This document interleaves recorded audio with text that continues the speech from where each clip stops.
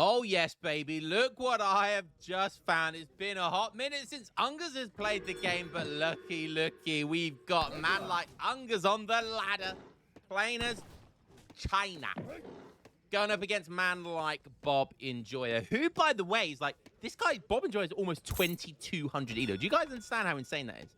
He's like top 6, top 7 right now. It's actually incredible. Actually incredible. It's got to be Minimo, hasn't it? It has to be Minimo. I don't care what anyone says. It has to be Minimo. There is no other Dutch mains out there that are that good. Like, it just has to be. But I've been wrong before, and I'm sure I'll be wrong again. Nice. 请下命令.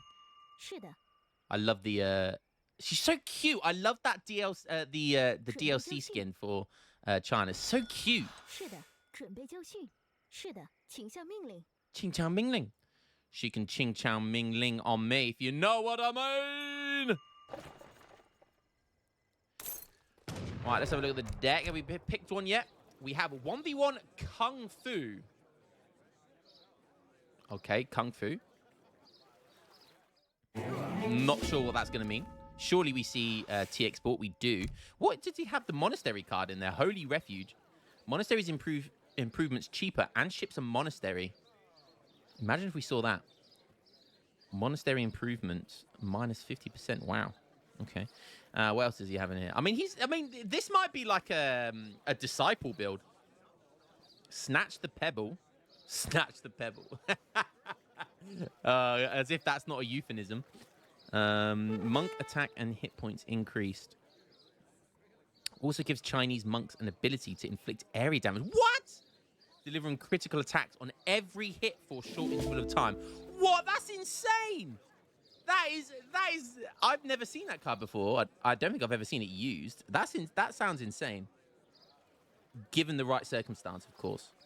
Wow. Even has atonement in here. That he's got Kongsinger. And he's got Walk the White Paper. Bro, I swear, I am the only player to this day that has used that card successfully. It gives you a second Chinese monk. Chinese monks in age 4 have like 2k HP. It's insane. And I swear, I'm finally glad I see that in someone else's deck. I think it was over a year ago that I used that card when I played China.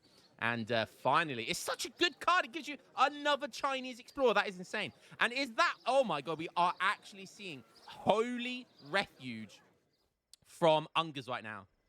Ungurs has had seems to me like he's had a bit of an extended break, doesn't play quite as much as he used to, and this is the first game I've seen him on the ladder in probably a few months, and coming back with a 1v1 monk build by the looks of it, a disciple build, and there's the monastery, the advanced monastery wagon that goes down. He's obviously got on the consulate. He's picked the French consulate, so I guess he's got the food from the French consulate. There goes the monastery. The monastery is a really cool-looking building when you get into the higher ages. He's going up with White Pagoda as well. We're seeing a disciple build from Ungurs. Let's go. Oh, that is hilarious. The envoy there is going to scout the monastery. This is wild. This is why I love DE, man.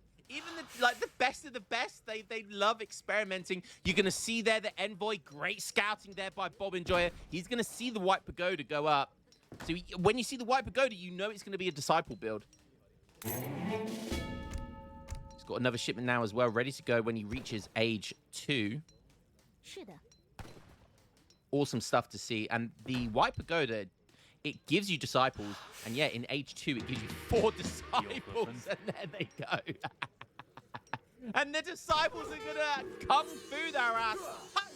Yeah, they're gonna absolutely melt. Look, another disciple just been. I don't know what the word would be for converting a monkey, a macaque, into a disciple. But on the subject, we'll go over to Bob and Joy in a second, but on the subject, if you're a Chinese player, and you see what would you call it? You see very low level treasure guardians okay, for a treasure, you should try to wait, if you can, you should try to wait to your age 2, because the chance of getting a disciple from a low HP treasure guardian and a high HP treasure guardian are exactly the same. So if by killing lots of low HP ones, you're gonna be able to kill lots in quick succession and have a higher chance of converting to a disciple. And you can see that he's now got 6, 1 from starting, 1 that's been converted, and 4 from the age up. So smart play there by Ungurs. Honestly, smart play by Ungurs. He's gone for the 700 coin as well. So he's still doing a fast fortress build here with the disciple age up. That is kind of insane, not gonna lie. You can see here, look, disciples have 112 HP, 14 hand attack. Awesome stuff there by Ungurs, and we're going to be keeping an eye on him here. Looks like we're seeing a semi-cab. Yeah, the 2-bank stable build here. So we first shipment would have been the bank wagon, the 400 wood from the age up. He would have put down for 2 houses, or a house and a market, and a stable. And then you get the bank wagon, and then once the 700 wood comes in, that's when you build another 2 banks.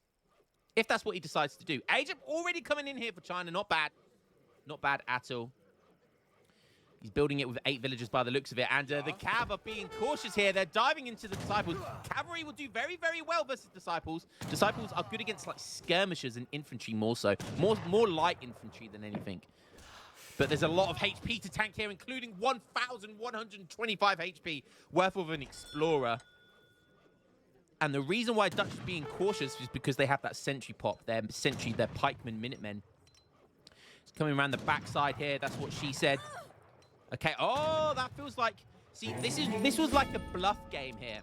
And Bob Enjoyer was trying to bait out the sentries. And he baited them out really well there. And it looks like...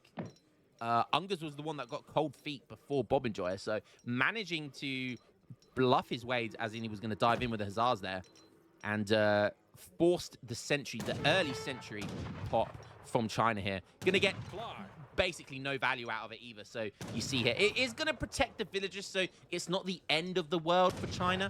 The Age-Up comes in with the Summer Palace. The Summer Palace Age-Up is going to give 1,000 food. Is it still 1,000 food? No, it looks like it's 800 food. Yeah, it looks like it's now 800 food. They obviously haven't changed it. But Summer Palace gives 300 food, I believe, on Age-Up to Age 2 as well now. So there go the sentries. They're now pretty much down to almost no HP. Oh, smart play, picking off the 1 HP there, splitting the Hussars. But the Hussars haven't really done too much damage here. And now Bob Enjoyer going to be aging up as well. So he's gone for the 700 wood into the 700 coin.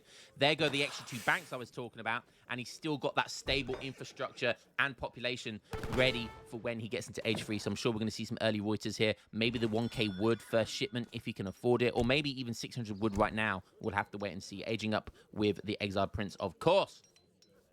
Have a quick gander at his deck. Nothing out of the ordinary. Does have a harp music, which is really cool. I like that. Advanced artillery. This guy is basically the best Dutch player in the game, by the way. He is basically the best Dutch main in the game right now. And, is this going to be like a fast industrial build here? So first shipment is 1k coin, unless he's going to send something for that. He might go Manchu. We might just make some stuff from the monastery. I honestly do not know what this guy is doing. But he only just now sees the age 3 from Dutch. Is he seriously going to go age 4? It looks like we're going to see a fast industrial from China. Which, by the way, people seem to not realize, or I don't know what it is, but they seem to forget, or it's just that China get rushed so often. China have one of the best industrials in the game. They have insane age 4 shipments, and infinite 2 flying crows. That, you know, they have insane age 4 shipments. And they have the snowball in industrial is just incredible. They get an extra wonder, all of that sort of good stuff. And look here, he is actually aging up with the Confucian Academy. And 0 pressure from Dutch right now. So in age 4, it's going to give 12 skirmishers. Now going for training forms. And disciples being built here as well. 136 HP now, 17 hand attack. Training forms is going to give him about 10% extra in attack and HP there. These disciples starting to look less like disciples and more like Shaolin masters, baby. Confucian Academy is going to get disrupted here. And it's the Red Lancers as well. Dutch, wow, so in transition, he shipped religious freedom. Interesting. But it looks like he's also going to be going for an industrial. Match the industrial with industrial. I like your style, baby. These Red Lancers are disgusting. They are scary. They murder villagers. We still got 1 sentry alive. Sieging down a market. He's going to pop it with a villager. Damn, what a sniper. Still on the 4 banks. Was it worth going for religious freedom over 1k wood? Yes, I think so. Religious freedom is such a good card. There comes the age up. Now has a load of Changdao from... where did they come from? We've got a little batch from the Summer Palace here as well. That could catch these Red Lancers, get a snare on them. Going to go for... Oh, he's going to kill them early. And then, oh, my God. Absolutely murdered them. Really nice micro by Bob and Joy. Knew he had that split second to take care of those 3 Changdao almost for free. And he does do just that. Any tiny little bit of damage he can do, it all adds up. And this is where the Chinese infrastructure looks so cool, baby. Look at all these gold trim. I told you the monastery is a cool looking ass building. Look at that, baby. Look at those lions. And look, the Shaolin Master, the hero. He has 2,282 HP. This is why you have the second monk in your deck. That is why you have walked the rice paper. And I think he sent it. Yes, he has. Oh, that's his first shipment. Let's go. Yo, walk the rice paper, baby.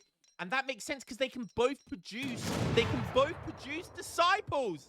Oh, baby, this is the build of all builds. This is Ungurs doing a 2-hero build. Walk the rice paper. Like I said, I think I haven't seen this since I sent this card in a game, which it did go on the YouTube. There was a YouTube video of me doing it, like probably a year ago, maybe longer. And probably when Transcendence was really strong. Honestly, I can't remember. But it's so good to see someone else utilizing this card because understanding its potential is crazy. It soaks up so much damage. And, you know, once you lose it, you can still revive it, just like a normal hero. So it will always be in the game. Always be in the game.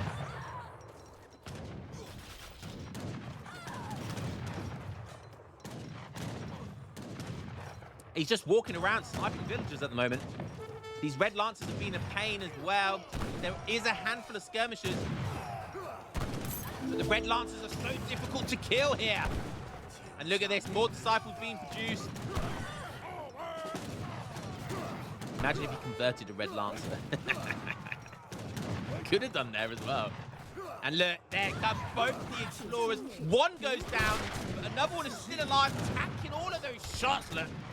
And the classic blue guard with the 2 heavy cannon pop. It has been a thing since the beginning, the dawn of time with Age of Empires 3. The blue guard 2 heavy cannon was an absolute beast. Even back in vanilla, it was even more insane in vanilla. It has always been a thing. And I love this. Making repentant armored pistoliers from the advanced monastery. You see 2 flying crows now. Sending another 2 flying crows. Good to see. And making armored pistoliers, which honestly is such a big brain move. Armored pistoliers have the deflect ability, which just soaks up so much damage. These things have 600 HP as well. 600 HP infantry. 45 range attack with 1 area of effect. Just insane. He's producing flying crows from the Confucian Academy as well. So there's a real opportunity here that he'll have 5 flying crows very shortly, ready to go. 2 heavy cannons coming in. Okay. Prefecture government coming in. Oh, sorry, prefecture government coming in. That's going to give him more HP. Sorry, population. Flying crows go in and look at that. 2 flying crows kill a heavy cannon. 2 heavy cannon shots does not kill a flying crow. Anybody that says flying crows is a bad artillery need their head shaking. Flying crows in Industrial Age are fucking insane. Oh, almost. Oh, we had a lock-on shot there. Almost. We've got one Shaolin Master over here. Another one over here. My God, did they absolute tank a wallop of HP. Okay, the monastery doesn't go down. Oh, big shot for flying crows, but somehow the blue guards dodged a big shot there. We've got British Expeditionary coming in now, so he's on the British consulate. That's going to give HP to all of his units. Oh, he's got 20. He's got the max pop of villagers inside that village. So a few villagers are going to go down. A little bit unfortunate there. But cracking raid by Bob and Dwyer, who is up 3K score right now. Looking really, really hot. There could come a point, though, where just, like, mass flying crows could just be so damaging, like, so difficult to deal with. Because flying crows, you saw what they did to artillery there. Like, they do the same thing to culverins. They just need to get in range.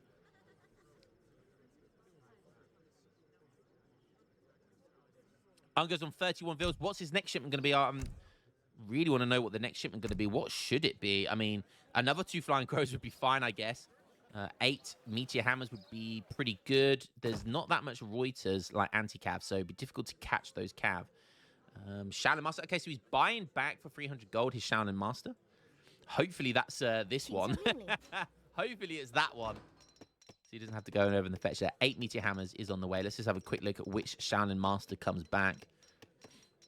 It should be the original, right? Should be the original, which would make sense.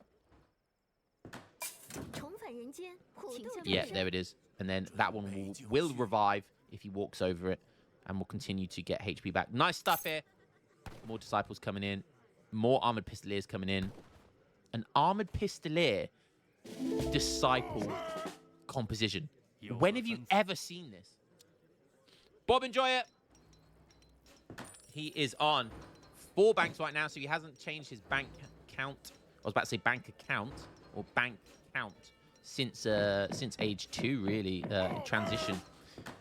Does have both his factories, though, which is kind of crazy. Does have the church, so can get the coffee bean trade or the coffee trade, whatever it's called, to get the extra 2 banks.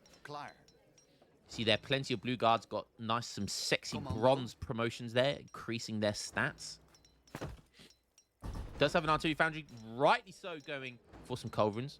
I would want to get like, I don't know, like 4 or 5 culverins to deal with those flying crows, because flying crows are kind of scary. I would also be looking at going for, now that you've got both of your factories, it would definitely be worthwhile looking at getting a revolt in there. The South Africa revolt is incredibly strong. Could even do a USA revolt if you get an insane amount of Reuters or skirms, which can then be converted into Morgan's skirms or the USA. What are they called? The rifle, not the rifle. I can't remember the USA Dragoon, which are a 2-pop instead of the Reuter 1-pop. We've seen that build before. I think it was Risotto that did it, and it just showcased the insane overpop of USA. So Dutch are one of the best revolt civs in the game, believe it or not, because they have 2 really, really strong revolts, depending on the scenario and depending on the options he wants and the matchup. So yeah, so Dutch are actually an insane revolt civ. 2 culverins there, doesn't kill a flying crow by 34 HP. That is so unfortunate, because 1 flying crow deleted 2 culverins. I told you flying crows are insane. I told you they're insane. A nice crack shot to kill, an armored pistolier with 1 shot. Critical hits coming everywhere.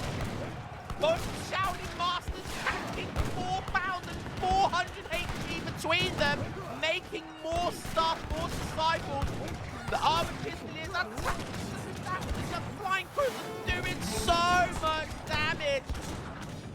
The Hussars definitely trying to get on the flying crows. Are the flying crows going to all go down? Yes, they do, finally. But at what cost? Is the Chinese death ball, the weirdest death ball I've ever seen. Gonna be too much for Dutch here. Dutch are still up in score. A good 3,500 score up. Ik kan me niet bewegen. Now 2.5. He's making huzzas, though. Why are you making huzzas? I mean, what else can he make right now? Oh, he's going to be able to catch a flying crow for free. Sexy stuff there. Catching a flying crow. Doesn't even get a shot off. That's 60 XP as well. Ja. These are guard huzzas, though. So, you know, he has specced into them. So, you know, if you've made guard huzzas, you might as well make them. And wow, actually diving in against 2 armored pistoliers there. And armored pistoliers get 1 huzzah. But yeah, I mean, what a fantastic trade. What a fantastic trade. Killing 2 armored pistoliers for, like, losing 2 huzzahs.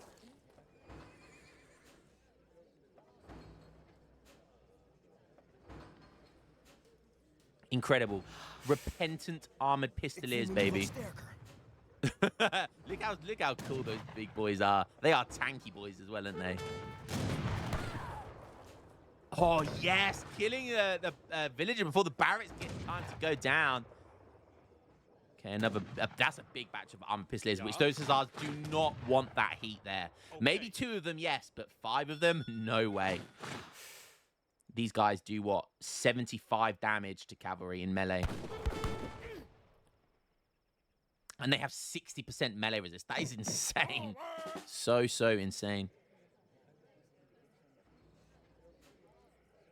Okay, looks like Ungurs just having a... Yep, just having a little walk around. See if he can find any stray villagers, which is really smart. He's unfortunately not going to find anything this side of the map. Everything is all over the left side of the map over here. 28 vills. Now he's building an arsenal as well. Double barracks on the left side over here. He's pumping out skirmishers.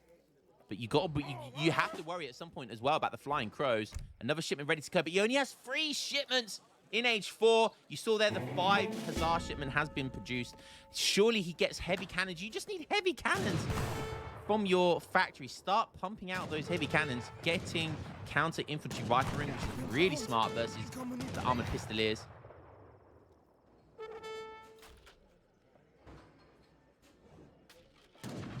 Eight skirmishers coming in now as well.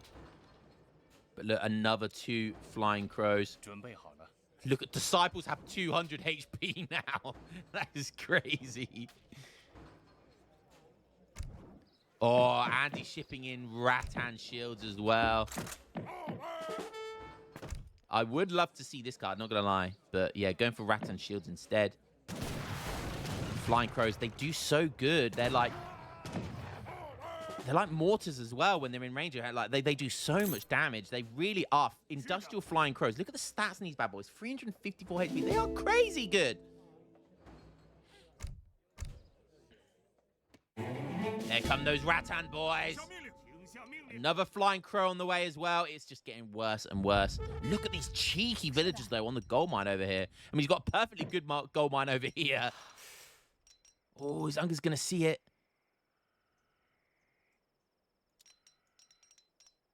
Oh, he's taking... Why is he taking skirms down? Why is he taking skirms down here? I don't know, but surely those Rattan shields are going to see. They do. And these things are basically cavalry. And yeah, that's going to be game over, man. Game over.